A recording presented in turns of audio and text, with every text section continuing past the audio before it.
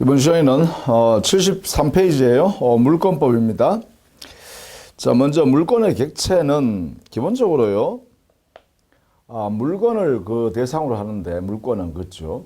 그 물건은 현존하고 특정할 수 있어야 되고 그리고 독립한 물건이어야 하죠.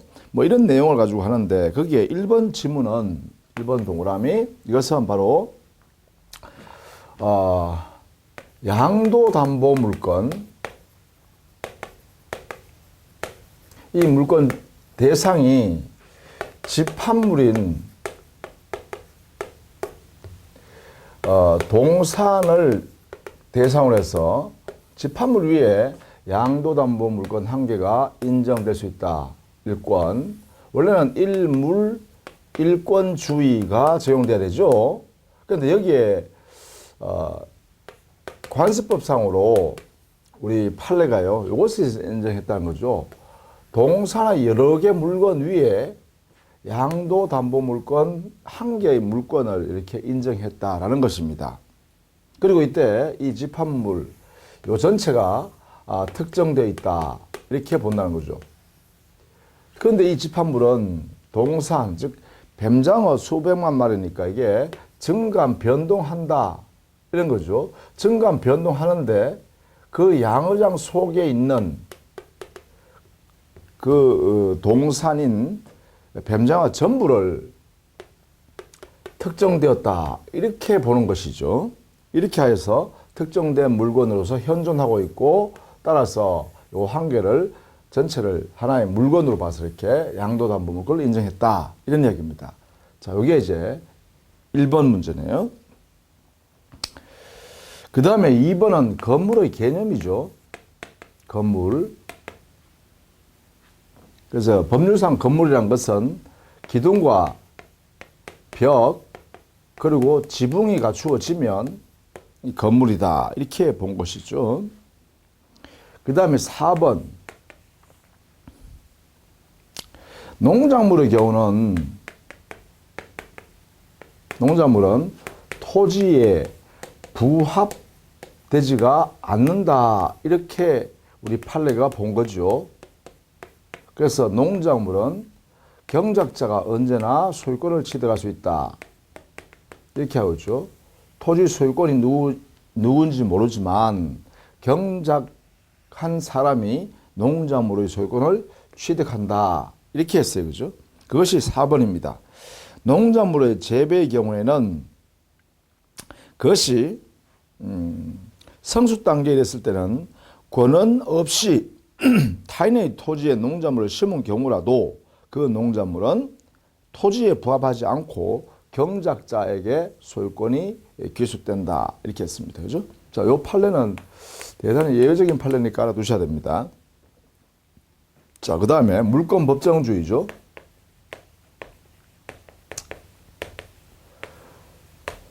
물권 법정주의 있어요. 1번 동그라미 알아두셔야겠죠. 물권은 법률 또는 관습에 의하는 외에는 임의로 창사하지 못한다라고 하는 것. 자, 여기서 법률 또는 관습법 외에는 여기서 외에는 물권을 창사할 수 없다. 이렇게 해서 강제하고 있죠. 강제. 그래서 이러한 법 규정들은 대부분이 강행법규죠. 강행규정의 성질 같습니다. 이렇게 이런 내용을 여기에 정리하고 있죠. 자, 그 다음에 뭐 2번 온천권이나 광천권, 그 다음에 온천수 이용권 이런 것은 독립된 물권이라 볼 수 없다라는 판례죠. 뭐 그런 내용들이고요. 그 다음에 4번에요. 미등기 무허가 건물의 양수인 이랬죠. 미등기의 무허가 건물. 자, 그러면 미등기 상태의 무허가 건물, 이 건물을 양수했다. 샀다는 것이죠. 거래를 통해서 양수했다라고 하면 이 상태에서 양수받았다면 아주 이 양수인도 미등기인 채로 대금만 지급하고 당해 목적 건물을 인도받았다는 것이겠죠. 그렇다면 우리 민법 186조 법률행위 양도거래행위에서부터 취득했죠. 따라서 법률행위를 통해서 부동산을 소유권을 취득하기 위해서는 186조에서는 뭐 해죠? 등기를 해야 소유권을 취득한다 이렇게 했죠. 그렇다면 이 사례에서 미등기 무허가 건물을 아무리 돈을 주고 인도받아 샀다 하더라도 미등기인 채로 있는 한 이 양수인은 우리 민법상 186조 때문에 소유권 취득이 불가능하죠. 그래서 양수인은 소유권이 없다라고 해야 된다는 것이죠. 이것을 이제 여기에 확인해 주고 있는 거죠.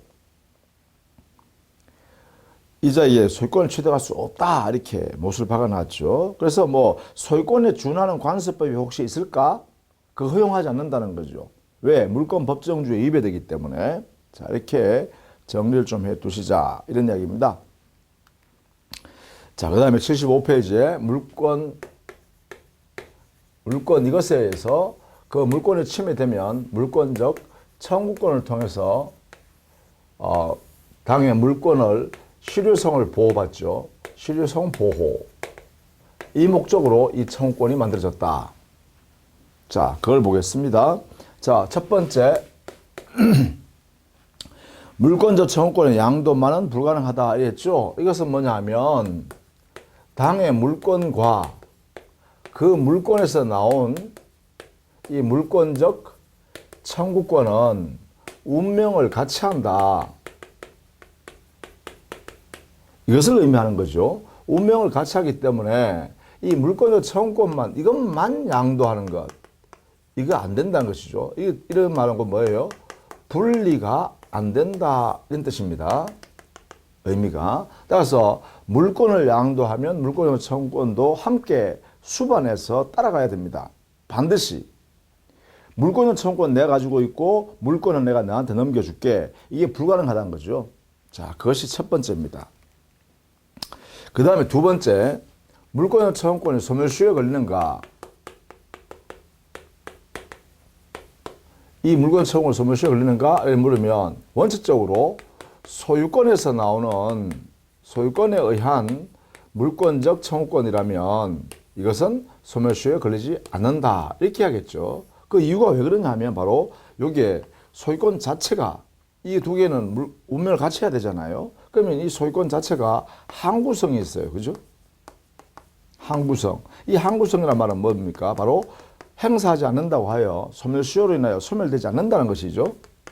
소멸시효의 대상이 되지 않는다. 이렇게 된단 말이죠. 그러면 소유권이 소멸시효에 걸리지 않는다면 당연히 이 물권적 청구권도 소멸시효에 걸리지 않는다라고 해야 되겠죠. 그래서 우리 법원이 이렇게 해석하고 있다라는 것이죠. 자, 그런 내용을 보시면 되겠고, 그 다음에 발생 요건 이렇게 해놨는데, 여기서는 기본적으로 세 번째, 물권 청구권이 발생한다는 것은 현재 물권을 가지고 있는 물권자가 침해를 당해야 되죠. 침해. 당해 물권자가 물권을 행사한다는 것은 대상물을 지배하잖아요. 물건을 점유하고 있는 상태인데 이것을 침해하는 거다. 이런 이야기예요. 이런 상태가 되면 당연히 이 현재의 물권자는 현재 침해하고 있는 자에 대하여 뭐 침해자는 보통 침해를 점유한다 이렇게 하겠죠. 점유자가 되겠죠. 이 현재 침해자에 대하여 이렇게 침해되는 내용을 제거하라, 없애라 이렇게 하는 거겠죠. 이걸 없애달라고 하는 청구권. 이게 바로 물권적 청구권이라는 거죠. 이 물권에서 나오는 청구권이다 이런 이야기예요. 이렇게 해서 발생한다는 거죠. 그래서 이 청구하는 모습은 점유를 하고 있는 것을 여기에 있는 침해자가 가져가 버렸다. 그래서 얘가 점유하고 있다라고 하면 야, 그 물건 반환해라 이렇게 청구할 수 있겠죠. 그래서 반환을 하는 모습으로 청구하겠죠. 반환 청구 이렇게 합니다. 그런데 점유는 가져가지 않았지만 이 물권자가 물건을 지배하고 있는 상태를 방해만 계속하고 있다라고 하면 방해를 제거하라 이렇게 하겠죠. 그래서 방해를 제거를 청구하겠죠. 제거 청구요. 자, 그런데 여기에 특징이 요겁니다. 물권 청구의 특징이 이거예요. 자, 현재 침해자에 대해서 한다고 했습니다. 그죠? 그런데 객관적으로 지금 현재는 침해하지 않지만 장차 침해되는 것이 분명하다. 지금은 침해되지 않고 있지만 장래에 침해가 분명하다라고 하면 이건 뭐예요? 즉 침해 가능성이 있는 거죠. 침해할 염려를 가지고 있다. 염려가 생겼다라고 하면 이 염려를 발생시킨 이 당사자에 대해서 현재의 물권자는 장차 침해될 것 같으니까 그 침해될 가능성이 없도록 배제해 주라 이렇게 할 수 있죠. 다른 말하면 침해될 가능성을 예방 조치해 달라. 그래서 여기는 뭐예요? 예방 청구도 할 수 있다. 방해 예방이요. 자, 이렇게 함으로써 온전하게 자신의 물권을 보호받겠다라는 것이, 이것은 침해된 상태, 이것은 장래에 침해될 그러한 염려가 발생됐을 때 그것조차 제거해버리겠다. 이렇게 함으로써 물권이 완벽하게 보호받겠다라는 것이죠. 자, 이렇게 예방 청구권까지도 허용한다는 것. 이것도 여러분이 알아두시면 좋겠다라는 것이죠. 자, 그래서 그 내용들이 여기에 나오는 것이죠. 자, 그 다음에요. 그 정도로만 알아두시면 좋겠습니다. 다음 76페이지 가면 양갈로 4번에 법률상 물권의 청구권이 제한되는 경우 돼 있죠. 자, 이 물권 청구권이 제한되는 경우, 이것은 물권 당사자, 물권자가 당의 물권을 현실화하여 이득을 취할 수 없는 것이 정당화되는 것이죠. 그러면 이 상대방이 물권자가 물권을 청구를 해왔을 때, 이렇게 했을 때 이 상대방이 거절할 수 있는 것. 그렇죠? 거절할 수 있다라고 하면 그때는 이 물권 청구권이 제한되는 것이다. 이렇게 볼 수 있겠죠. 뭐 그런 내용들을 여기다가 정리해 둔 거죠. 자, 첫 번째 동그라미 1번.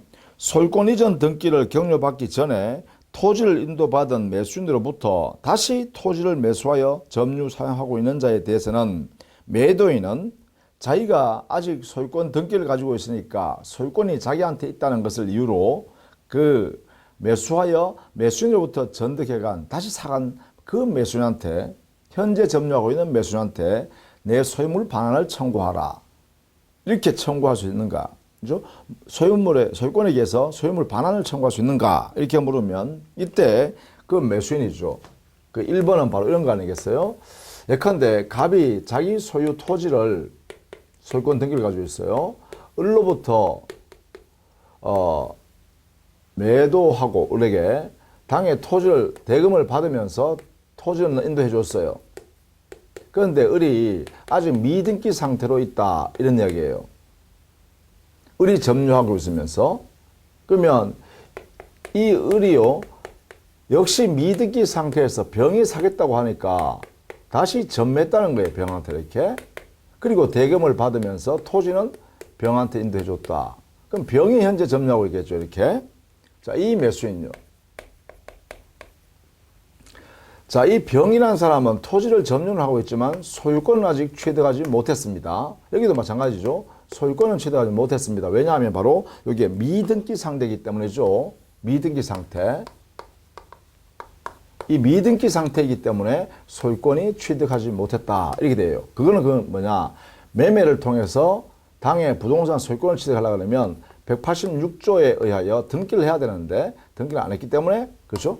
186조에 등기해야 되는데 안 했기 때문에 소유권을 못 취득했다. 이 말이죠. 자, 그렇다면 여전히 소유권은 갑이 이렇게 가지고 있죠. 갑이 가지고 있는 이 소유권에 기초해서 이 토지 반환을 청구한다든가 이 토지 반환을 청구한다든가, 물론 지금 현재는 갑은 병한테 등기 청구를 이렇게 하겠죠. 내가 소유자니까 그 토지는 내 거니까 돌려달라. 이게 반환 청구하겠죠? 이렇게. 반환 청구권을 행사할 수 있는가? 이렇게 물어보는 거예요. 여기에 대해서 병은 소유권이 없으니 그 토지는 반환해 줘야 되는가? 이런 문제예요. 여기에 청구를 못하게 하겠다 이 말입니다. 이게 이제 제한되죠. 반환 청구. 소유권에 기한 물권 청구권으로서의 반환 청구권이 인정되지 않으니까 상대방이 거절할 수 있다는 거죠. 거절. 그 근거가 바로 여기 있다라는 것입니다. 자, 매매 계약의 당사자인 갑과 을 사이에 보면 매도인 갑은 매수인 을에게 대금을 받고 토지를 인도해 주는 것은 매도인의 의무이죠. 의무여서 이 매수인은 당의 목적물을 점유하여 사용 수익하는 것이 소유권은 등기 전 하지 않아 소유권은 못 취득했지만 을의 사용 수익권은 사용권은 적법하죠. 정당하고 적법하다 그죠? 매수인으로서 당의 목적물을 인도받아서 점유하여 사용하는 것은 적법하다 이 말입니다. 매도인은 따라서 매수인한테 야, 내 물건 내놓으세요. 이 말 못하죠. 내가 너한테 팔아먹은 그 토지 소유권은 등기 네가 안 가져갔으니까 내 거잖아. 가져와. 이 말 못한다는 거죠. 그렇게 하는 것은 바로 신의책에 위반하죠. 자기 모순이죠. 매도인이 돈을 받았으니까 당의 목적물을 인도해 주는 것은 매도인의 의무입니다. 목적물 인도 의무. 그러면 자기 의무를 이행해 놔놓고는 매수인한테 등기 안 돼 있다고 해서 내 거니까 내놔 할 수 없다는 것입니다. 이게 바로 신의성실의 원칙에 반하죠. 모순행위니까. 따라서 이 청구권이 없습니다. 그럼 이 청구권을 행사할 수 없다는 것은 이 매매 목적물은 매수인이 사용 수익하는 것이 적법하고 이 사용권은 정당하다는 것이죠. 자, 이때 을이 사용 수익하는 이 정당한 상태로 있다가 다시 병이 을한테 대금을 지급하고 매수했잖아요. 그래서 당의 목적물을 인도받았죠. 그렇다면 이 병의 매수인도 을이 가지고 있는 이 사용권을 그대로 가져왔겠네요. 매매를 통해서 특정 승계치 되겠으니까. 그렇죠? 이 목적물의 사용권을 이 매수인이 그대로 가져왔다 이 말입니다. 그런데 이 사용권은 바로 갑이 소유물 반환 청구권에 대하여 거절할 수 있는 적법한 사용권이죠. 그렇다면 이 병도 이 목적물의 사용은 적법한 사용권이다 이 말이에요. 적법하게 사용할 수 있는 권리를 가지고 있으므로 갑은 자기가 소유자라는 이유만으로 이 병한테 당의 목적물을 반환 청구할 수는 없다는 것이죠. 이것도 역시 뭐예요? 신의칙에 위반된다라는 것이죠. 허용할 수 없다. 따라서 이 1번 지문은 대단히 중요한 사례입니다. 이거는 우리는 현실에서도 많이 나오는 그런 문제이기 때문에 꼭 알고 계셔야 합니다. 자, 어쨌든 간에 최초 매도인은 자기가 처분한 당의 토지를 등기 전 매수인이 해가지 않았다고 해서 자기가 소유권자라 하여 반환 청구를 못한다 이 말이죠. 그렇게 해서 물권 청구권이 제한된다. 자, 이렇게 그 1번 지문은 꼭 알아두셔야겠습니다. 자, 그 다음에 77페이지에요.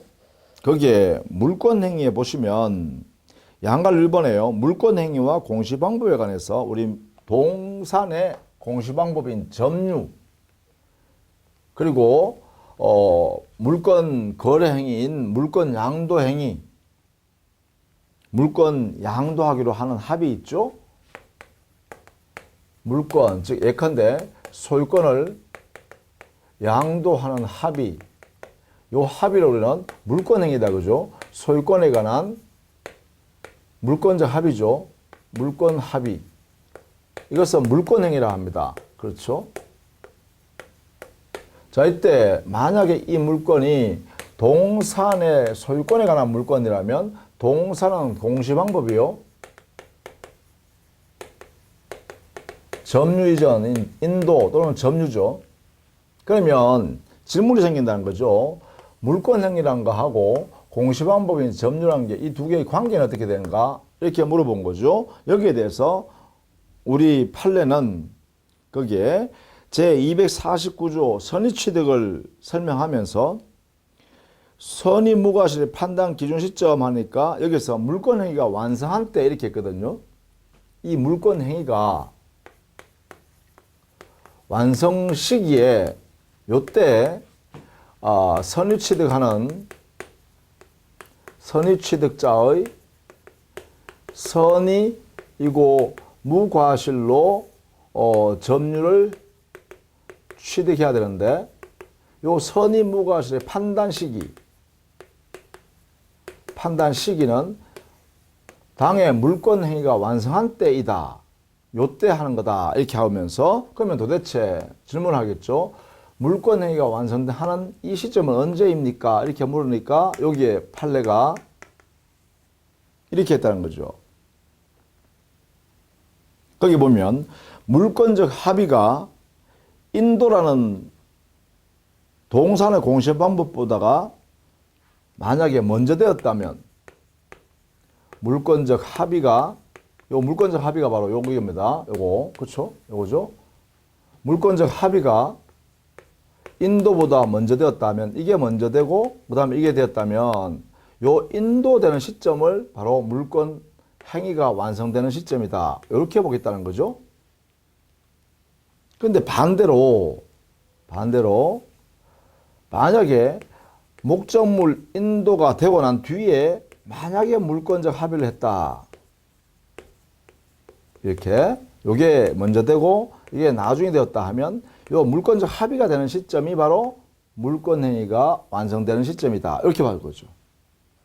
자, 그렇다면 이 두 개의 의미를 우리 판례가 합쳐보니까 어떻게 되냐. 판례의 의미는 자, 물권 행위라는 것은 언제 완성됩니까? 물권 행위는 어떤 모습으로 되어 있습니까? 하니까 이것은 곧 이렇게 되겠네요. 물권적 합의와 인도가 합쳐져야 물권 행위가 완성된다. 이렇게 보는 거죠. 그래서 물권 행위의 의미는 물권적 합의와 인도라는 공시 방법을 합친 모습이다. 이렇게 되겠네. 그죠? 요게 이제 우리 판례가 보고 있는 시각이다. 요거. 물권 행위는 물권적 합의와 인도가 모두 갖추어졌을 때 드디어 물권 행위가 이루어진다. 이렇겠죠? 요렇게요. 이렇게. 물권적 합의와 인도가 합쳐지면 그때 물권 행위가 완성된다. 요것을 이제 우리 법원이 보는 시각이다. 이런 겁니다. 그래서 그것을 여러분이 알아두셔야겠다. 그 다음에 두 번째 물권 행위를 판단함에 있어서 채권 행위 이 두 개의 관계는 어떻게 되냐 하니까 우리 판례 이거는 꼭 알아두셔야 되죠. 물권 행위는 채권 행위와 독자적으로 하는 것이 아니다. 부정하죠. 이 물권 행위는 독자성이 없다. 그래서 이 말은 채권 행위 할 때 이 행위 안에 함께 합체되어 있다. 이 채권 행위 속에 물권 행위가 다 같이 어우러져 있다. 분리 못한다 이 말이지. 이게 독자성 부정. 그러다 보니까 결과적으로 채권 행위가 무효가 되면 이 물권 행위도 당연히 무효가 된다. 그래서 유인 관계다. 이렇게 되겠죠. 인과관계가 있는 성질이 물권 행위다. 이렇게 생각합니다. 이게 바로 판례의 태도가 된다라는 것이죠. 물권 행위는 독자성을 부정하게 되고 그 다음에 유인성 관계가 된다. 뭐와 관계에서? 채권 행위와 관계에서. 매매계약과 관계에서요. 매매계약이 무효가 되어버리면 소유권 양도하는 행위도 무효다 이 말입니다. 이게 의미가 즉 매매계약이 무효가 되었다. 이 말은 소유권 양도계약, 양도합의 이 자체도 무효가 되었다. 이런 뜻이죠. 이렇게. 이것을 우리는 이렇게 표현한다라는 것이에요. 독자성 부정, 유인성설. 이렇게요. 자, 그 정도로 정리를 하면 되겠습니다. 그 다음에 78페이지 등기. 자, 등기는 첫 번째 말소회복 등기인데요.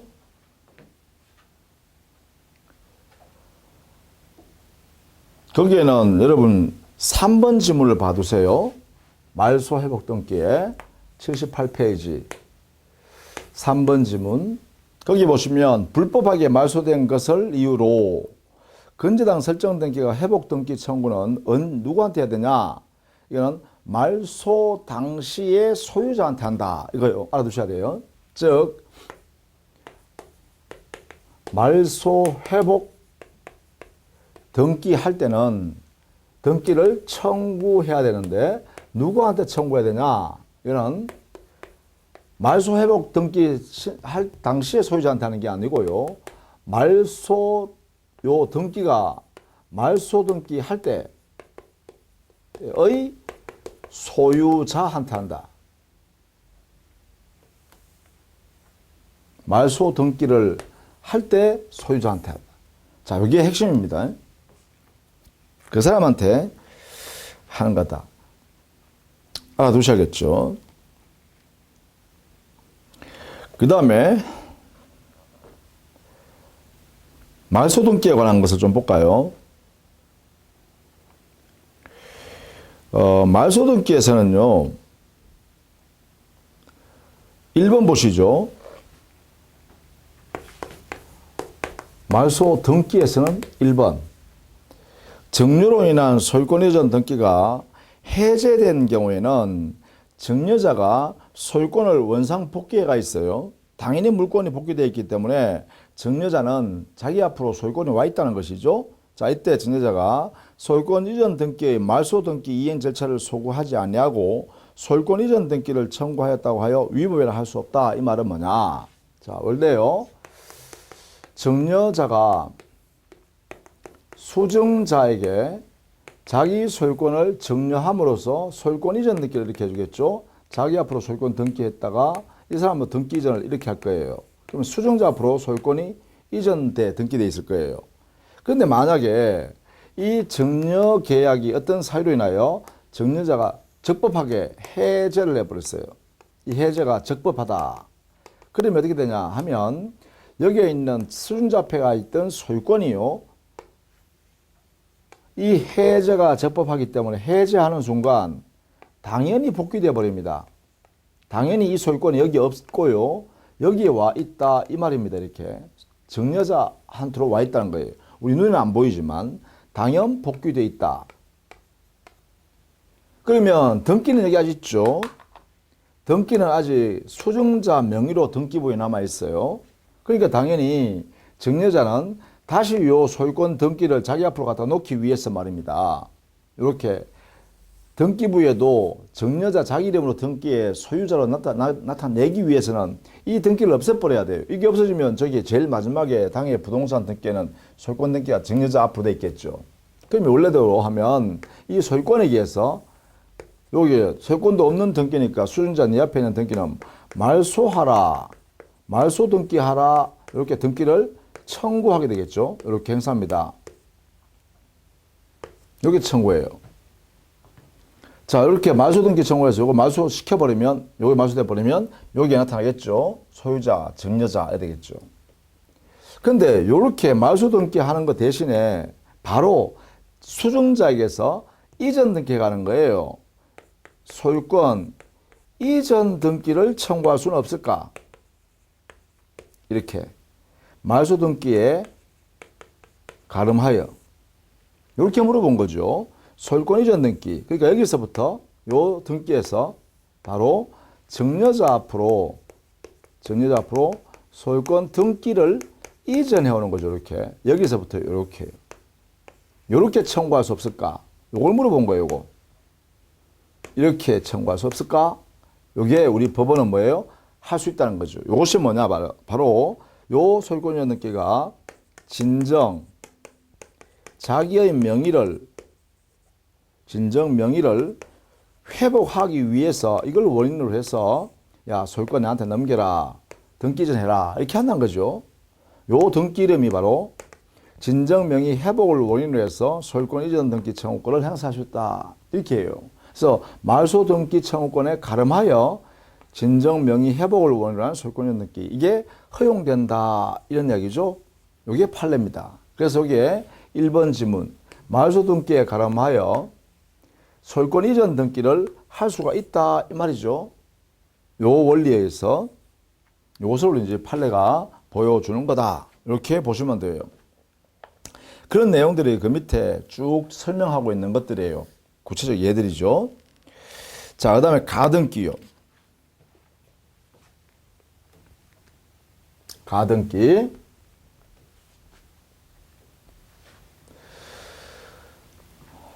자, 거기에 1번.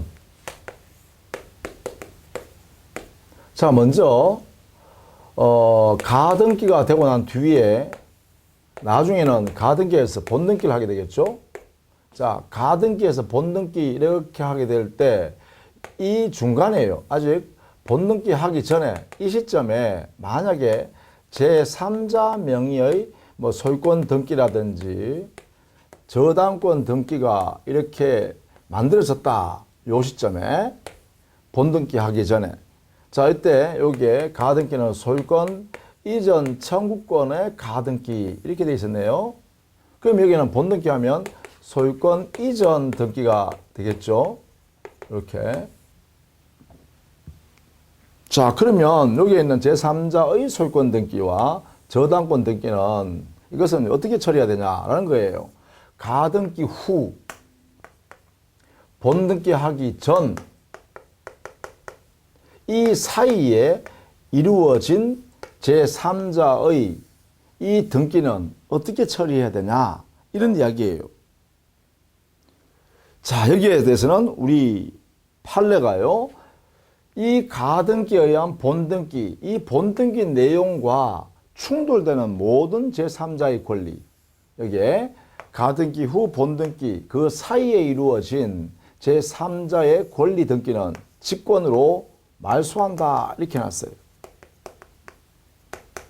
이것을 꼭 봐둘라는 거죠. 직권 말소한다. 이 말은 뭐냐? 등기관이 법원의 판결 필요 없이 가등기에서 본등기가 신청이 되어 오면 그 본등기 하는 내용과 여기에 있는 그 사이에 만들어진 제3자의 권리에 관한 등기가 모순되고 충돌되는 내용이 들어있다 하면 이 등기는 직권으로 말소할 수 있다. 이런 이야기입니다. 직권 말소한다는 것은 이 제3자가 직권 말소가 된다는 것은 제3자는 여기에 소유권 등기면 소유권을 취득할 수 없다는 것이고 저당권이 되어 있으면 저당권 이게 취득할 수 없다는 것이죠. 소멸한다는 것이죠. 이렇게 해서 여기에 있는 본등기 갖춘 요 소유권은 온전한 소유권을 취득한다. 이런 이야기를 갖고 있는 거죠. 이게 바로 가등기의 의미다. 그게 동그라미 1번입니다. 소유권에 관한 가등기 후 제3자를 위한 중간 처분의 등기가 있는 경우 그 처리 방법은 어떻게 하냐? 이것은 등기관이 직권 말소한다. 자, 이것을 꼭 기억해 주셔야 합니다. 등기관이 직권 말소하여 처리한다.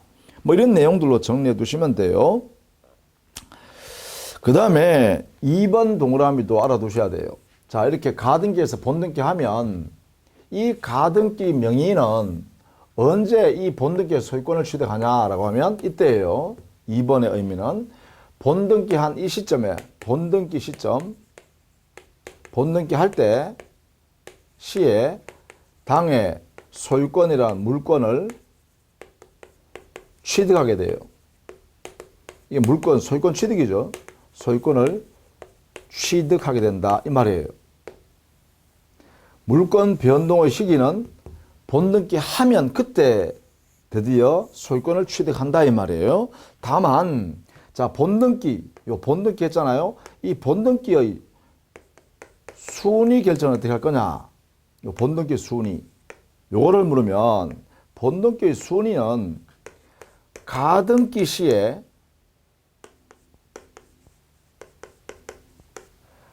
부여해 준 한 순위에 의합니다. 그러니까 가등기 할 때 여기에 이 가등기 할 때 뭐 4번 등기 이렇게 4번 번호를 줄 거 아닙니까? 이 4번이 이 본등기의 순위가 된다는 거예요. 이렇게. 별도의 순위를 안 준다는 거죠. 과거 그러니까 이렇게 되겠죠. 이 순위, 본등기의 순위는 과거로 소급하죠. 그러나 물건 변동은 본등기 하면 그때 발생하니까 여기는 소급하지 않습니다. 소급표가 없다, 그죠? 그래서 비소급표. 이렇게 되겠죠. 요 관계를 이제 이해해 두라는 거죠. 요 관계를 이해해 두라. 요 두 가지 가장 중요해요. 가등기에서. 이렇게 정리해 둡니다. 물론 가등기에는 3번에요. 가등기만으로는 실체법상 아무런 효력이 없습니다. 아무 효력이 없어요. 그래서 추정력조차도 가등기의 추정력조차도 인정되지 않습니다. 그렇죠? 이렇게. 그 다음에 4번 지문은요. 가등기가 허용된다는 것이죠. 가등기. 이 가능하다.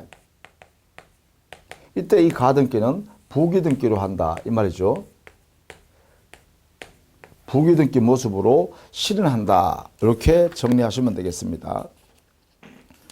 그 다음에 이중소유권 보존등기요. 80페이지에 이중소유권 보존등기에 있어서는 첫 번째 동그라미 1번 표시라는 이중등기는 이것은요. 실체관계와 부합하는 것을 유효로 합니다. 실제 상황에 맞는 것.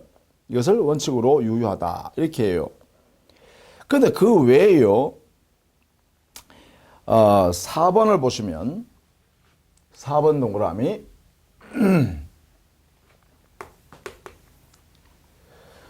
동일 부동산에 관하여 같은 사람의 명의로 중복 보존 등기가 됐을 때는 그러니까 동일인 명의의 중복 등기죠. 이럴 때는 선보존 등기가 이게 유효화 등기다. 그러니까 후회된 보존 등기는 무효다. 이렇게 하고 있죠. 자, 이렇게 정리를 좀 해 주셔야겠습니다. 그 다음에 6번에요. 등기 명인이 다른 명의로 되어 있다. 이럴 때는요. 원칙적으로 이렇게 정리해 두셔야 됩니다. 선보존 등기가 원인 무효 등기가 아닌 한 후보존 등기가 무효입니다. 이렇게 해서 합니다. 그러면 원칙적으로 이 말은 뭐냐? 선보존 등기가 유효한 보존 등기고 이런 이야기죠. 다만 선보존 등기가 원인 무효인 등기라고 한다면 이게 유효가 될 수 있겠죠. 그죠? 후보존 등기가 유효가 될 수는 있겠죠. 그러나 원칙은 뭐라고요? 그래요. 선보존 등기가 유효한 등기다. 이렇게 해서 하는 거죠. 자, 이게 4번과 6번은 꼭 알아두셔야겠습니다. 그 두 가지는 꼭 알아두시기 바랍니다. 그 다음에 8번에요. 무효인 이중 보존 등기. 8번. 만약에 이 후보존 등기, 무효인 보존 등기에다가 여기에 있는 등기부, 이거는 무효인 보존 등기죠. 무효 보존 등기. 이것을 가지고는 뭘 못한다? 이걸 가지고는 그래요. 등기부 수요 취득은 할 수가 없습니다. 이게 인정되지 않는다라는 것이죠. 자, 이것도 8번도 중요한 것이죠. 자, 그 다음에 중간 생략 등기인데요. 이 중간 생략 등기도 원칙적으로 중간 생략 등기요. 이것도 실체관계에 부합하기 때문에 원칙적으로 유효다. 그죠? 이 실체관계에 부합하는 것을 전제로 하면 이 중간 생략 등기도 유효한 등기가 되어버립니다. 유효 등기니까 권리관계가 적법하게 발생한다는 것이죠. 이렇게. 다만 이 중간 생략 등기가 무효가 되는 경우가 있습니다. 인정하지 않는 경우 무효 등기. 이게 뭐냐 하면 토지 거래 허가구역 내에서 이루어진 중간 생략 등기입니다. 이것은 중간 생략 등기 자체를 인정해버리면 토지거래 허가구역으로 지정한 취지를 몰각시켜버려요. 그래서 아예 우리 판례가 토지거래 허가구역 안에서는 중간생략 등기 합의하는 것도 무효요. 중간생략 등기가 이루어져도 무효가 된다는 거예요. 설령 매매마다 동의받아도 무효예요.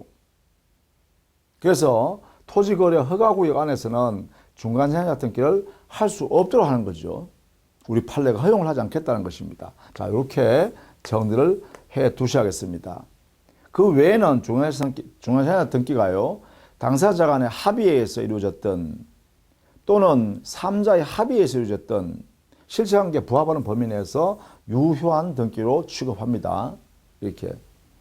자, 그런 내용을 가지고 여기에 쭉 설명해 놨습니다. 그 중에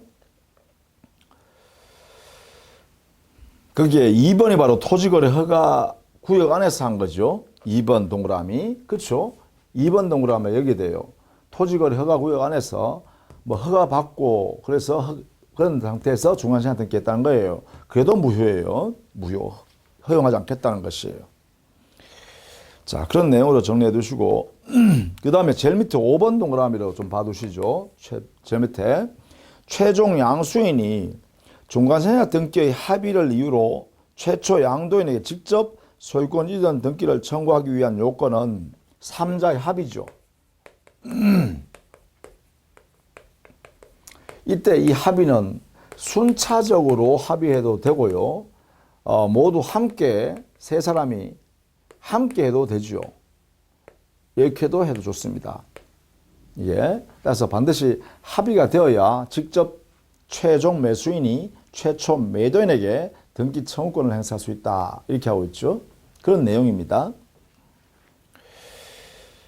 자, 그 다음에 6번의 경우는 중간자가 최초 매도인한테 등기 청구할 수 있는 자기의 등기 청구권이라는 이 채권을 최종 매수인한테 양도한 다음에 최종 양수인이 직접 최초 매도인한테 소유권 이전 등기 청구하는 것은 허용되지 않는다라는 것이에요. 그것을 6번에서 설명하고 있죠. 6번. 중간자의 등기 청구권, 중간자의 등기 청구권이라는 이 채권을 양도한 경우는, 여기서는 이런 경우에는 직접 청구권을 최종 매수인이 최초 매도인한테 할 수 없도록 하는 거죠. 이건 허용 안 한다는 거죠. 직접 청구는. 직접 청구하는 것은 인정해 주지 않는다. 그럼 직접 청구하는 건 뭐예요? 이 중간생략 등기가 유효하게 합의에, 3자 합의 있을 때죠. 그렇죠? 이 합의가 있을 때 직접 청구를 허용하는 거죠. 이때. 자, 그렇게 정리를 좀 해 두시고요. 그 다음에 무효등기 유형 가볼까요? 84페이지.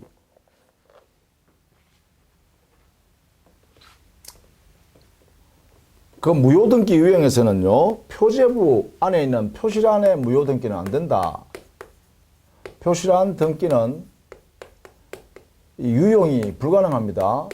무효등기 유용 안 된다는 거예요. 이게 첫 번째입니다. 표제부에 있는 표시란 등기 유용은 안 된다.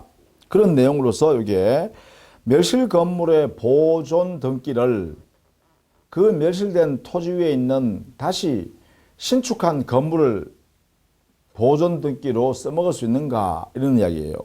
멸실한 건물의 보존 등기를 그 당의 토지 위에 다시 신축한 건물에 대해서 보존 등기로 써먹을 수 있는가, 유용할 수 있는가, 이 불가능하다는 거예요. 왜냐하면 보존 등기 유용을 하려 그러면 표시란 등기부터 유용을 해야 되거든요. 왜? 건물의 면적, 구조, 그다음에 그 용도, 그리고 자재, 이런 것들이 전부 표시란에다가 기재가 되는데, 등기가 되는데, 그 내용을 유용을 해야만 신축 건물에 유용이 가능하단 말이죠. 그런데 우리 법에서 판례는 표시란 등기는 유용할 수 없다. 왜냐하면 표시란 등기는 실질적으로 실체적 관계와 일치돼야 되잖아요. 그죠? 일치되어야 유효한 등기잖아요. 그러니까 이미 멸실된 건물의 그 내용, 면적, 구조 이런 거 하고 또 신축한 건물의 면적, 내용, 구조, 그 다음에 거기에 있는 사용한 기자재 이런 것들이 뭐 용도 이런 것들이 다르잖아요. 같을 수가 없잖아요. 실체적으로 부합할 수가 없죠. 그러니까 유용을 할 수 없습니다. 자, 그 외에는 유용의 합의는요, 어떤 경우를 해야 되냐? 그럼 이거는 상란 등기에서만 가능하다. 상란 등기 내에서만 유용이 가능해요. 이때만 유용이 가능해요. 무효 등기를 유용할 수 있다. 이렇게 하죠. 다만 유용하기 전에요, 그 등기상에 이해관계인이 없어야 됩니다. 인이 없을 것. 유용의 합의를 할 때 등기부에 이미 이해관계인이 존재해버리면 유용이 안 됩니다. 그러니까 이 유용 합의할 때까지 등기부상에 이해관계인이 나타나 있지 않아야만 이 유용이 가능하다 이런 이야기죠. 이런 전제하에 유용을 한다 이런 이야기예요. 자, 뭐 그 정도로 정리하시면 그런 내용이네요. 자, 그다음 85페이지에 그 8번입니다. 양갈로 8번 실제와 다른 등기 원인에 의한 등기의 유효성 했는데 예컨대 거기에 동그라미 1번이죠. 당사자 실질적으로는 정려하였습니다. 정려. 그런데 등기부상에는 당사자가 짜고서 이렇게 등기에다가 정려라 표시해버리면 정려세가 수증자한테 많이 나오니까 당사자끼리 짜고서요, 매매한 것처럼 이렇게 해가지고 이것을 등기부상에 나타냈다는 거죠. 계약서를 만들어가지고. 자, 이런 경우면 등기부상에는 정려가 나타나는 게 아니라 매매가 나타나 있죠. 어디에? 등기 원인란에. 등기 원인란에 매매를 원인으로 하여 소유권 등기했다. 이렇게 돼 있단 말이죠. 자, 이런 경우에 과연 이 등기 원인에 매매라고 되어 있는 이 허위로 기재됐죠. 허위로 기재되어 있는 이 등기부가 유효한 등기입니까? 이렇게 본 거예요. 물어본 거예요. 유효하냐? 여기에 대해서 우리 판례 실체관계에 부합하는 정도다. 왜냐하면 여기에 증여받았을 때 소유권을 취득하는 사람이 수증자 아닙니까? 수증자가 소유권을 취득하는 사람이고 매매에 있어서는 매수인이 소유권 취득하는 사람이죠. 매수인이 소유권 취득이에요. 그런데 여기에 증여받은 사람과 여기에 매매에서 소유자로 등기된 사람이 같은 사람이죠. 매수인이 소유자하고 여기는 즉 증여받은 수증자가 소유자인데 이것을 매수인이라 표시했을 뿐이죠. 등기부상이래, 그죠? 그러면 실제로 소유자가 등기부상에 소유자로 등기되어 있는 거죠. 이게 바로 실체관계에 부합하는 등기다. 이렇게 본 거예요. 우리 판례는. 따라서 실체관계에 부합하는 등기이기 때문에 유효를 인정해야 한다. 이렇게 판단한 거죠. 따라서 이 등기 원인에다가 사실은 증여임에도 불구하고 매매라고 등기되어 있어도 그 등기는 유효한 등기다. 근거는 실체관계에 부합하는 등기이기 때문이다. 이렇게 한 거죠. 자, 뭐 그런 내용으로 정리를 해 두시면 되겠죠. 그 다음에 거기에 9번 부동산을 인도받은 매수인이 등기 청구권에 소멸시효 했는데 이것은 그 매수인이요 당의 목적물을 대금을 지급하고 부동산 매매 목적물을 인도받아 점유했다. 그죠? 부동산 이게 매매 목적물입니다. 매매물. 부동산을 인도받아 점유하여 사용하고 있는 매수인은 당연히 매도인에 대해서 이렇게 등기를 청구할 수 있죠. 이 등기 청구요. 이 등기 청구는 채권적 청구권입니다. 아직 이 매수인은 소유권이 없는 사람이죠. 소유권 모취되어 있는 상태예요. 그죠? 왜? 등기를 가져와야. 그 이유는 186조 때문에 그렇습니다.